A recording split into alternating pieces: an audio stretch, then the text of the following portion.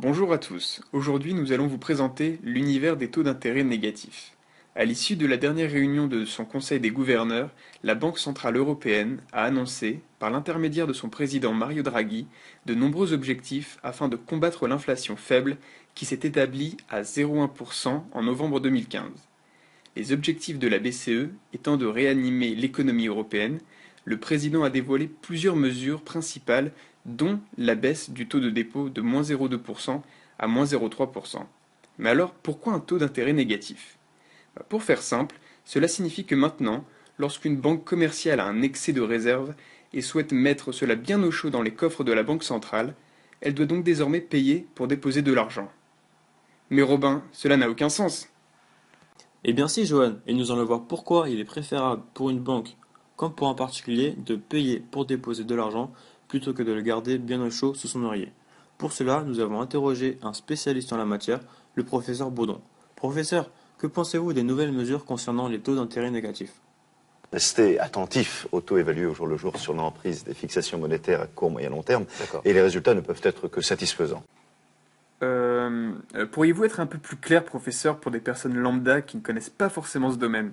Je crois que j'étais assez clair. Oui. Si primo, les taux répertoriés sur la base des indices préconisés n'indiquent pas le processus moyen long court terme des liquidations préparatoires des derniers taux réajustés, et si surtout, deuxièmement, entre nous, les OPA de la BE ne stoppent pas les PCI à 0,16 TTC proposés par le CNBA, la CE le 10,0891 après JC, je dis foncez.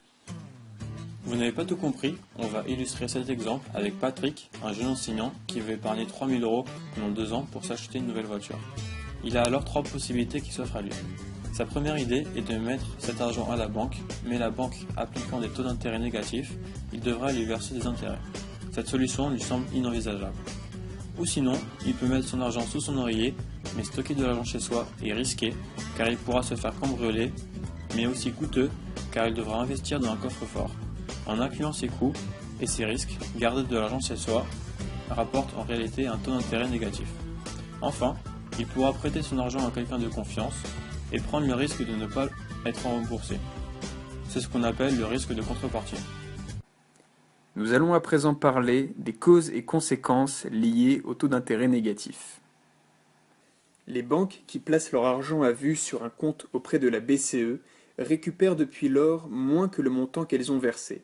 La conséquence en a été que tous les taux d'intérêt ont fortement baissé sur le marché européen, ce qui était naturellement l'objectif de la BCE, car en raison de la faiblesse des taux, la Banque centrale espérait stimuler le crédit, relancer la croissance et augmenter l'inflation.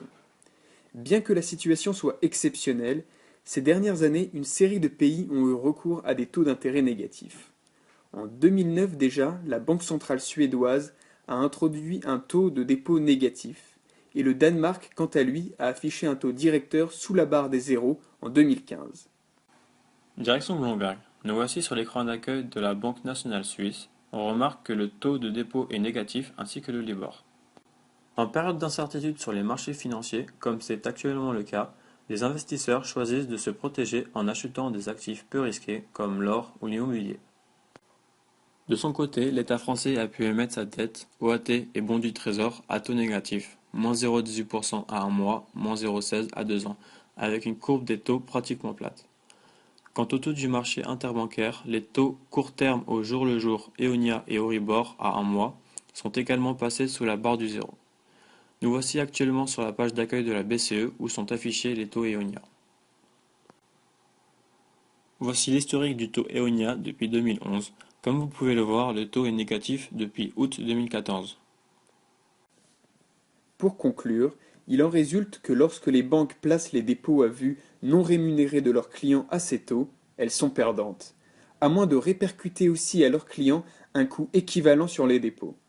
Elles n'ont pour le moment pas osé le faire, cela pourrait engendrer des réactions très négatives de la part des clients épargnants, comme des retraits massifs d'espèces, voire des fermetures de comptes.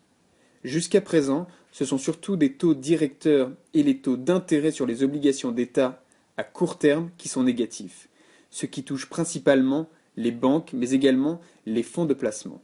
Le client lambda reçoit toujours un intérêt, quoique minime, pour l'argent qu'il met en dépôt à la banque. Dans le contexte actuel, une évolution vers un taux zéro semble cependant inéluctable pour les particuliers.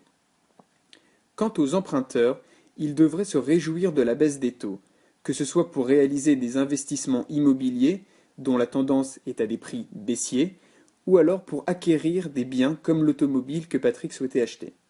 Le but recherché étant une relance de l'économie française ou européenne, à condition que les biens achetés soient réalisés en France ou en Europe.